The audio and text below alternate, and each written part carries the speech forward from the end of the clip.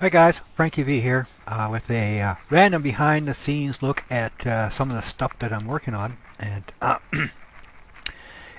one of the little side projects that I wanted to do was to create a character, put in a character model from Dance Studio, high in detail with all the fixings and the materials and textures that are available.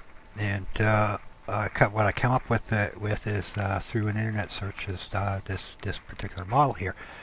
Now I didn't realize this was a DAZ Studio model until I downloaded it. I got it off of one of those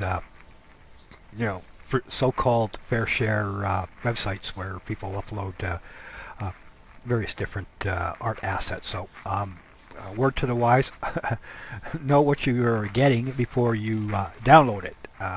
But in this case, I do happen to have this particular model, and I do happen to own the particular assets that are attached to it. Now, the idea behind this little project is to sort of work out exactly how some of the more advanced features like animation retargeting and morphing and anything else that might come down the pipeline. And I found that if I start messing around with the stuff that we have for the game, Urban Terror, that things you kind of get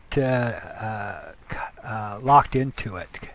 You're starting to put a lot more into the design than what is required. In this case, what we're trying to do is blueprint the current IDTech 3 4.2 version, but we're always looking ahead down the road of what we can do to improve the game. So no freaking out at this time. This is not going to be a Urban Terror HD player model. It's just a test bench that I can do various different things with as to the requirements of the game. So ultimately, what will happen here in this case is I'm going to take this highly detailed model with the high resolution materials. We're talking 2048 and as high as 4096, and to see just how much, and use it for more or less a loading test. So to give you an idea of just how much of a load we are looking at, and at this stage, you can see here that we're just over 350K. So that's as far as a model goes, that's that more than exceeds the requirement. So if we look at the mesh detail, you can see that it's more or less studio grade. But we'll see how it goes, and maybe we'll do some matinee stuff, make her run around a bit once I get that all wired up. But as it is, directly dumped into Unreal 4 using some basic material settings. Let's say, for example, we look at the body material, and where are we? Here we are. Where are we? Here we go.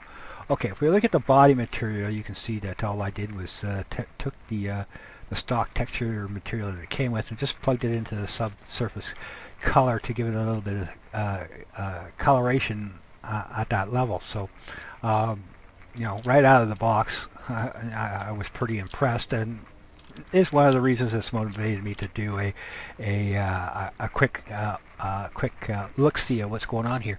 What's also interesting is that I'm going to take a closer look at it later, because I do use DAZ Studio for a fair amount of testing.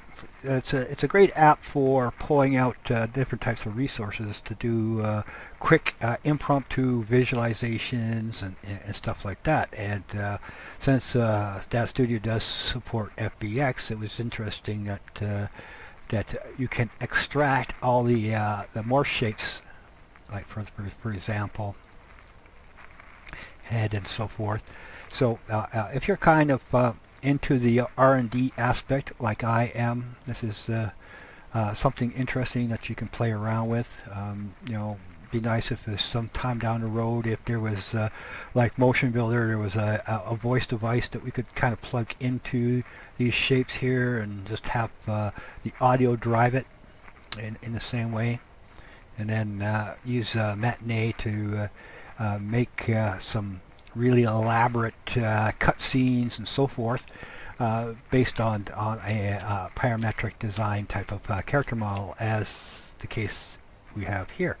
So I thought I'd just do that, you know, throw up a quickie here, just to show that there are interesting things going on behind the scene, and hopefully in a not too distant future, I do plan to put up an overview video on how to use 3ds Max to create environments. I've been getting a fair amount of inquiries, so we're obviously picking up a little bit of steam behind the scene here as to, you know, people who are interested, particularly the old school urban terrain mappers that we have as part of our community, wanting to sort of, you know, work their way into the world of Urban Terror HD and make maps for that particular title. So I hope you got a little bit of something out of this.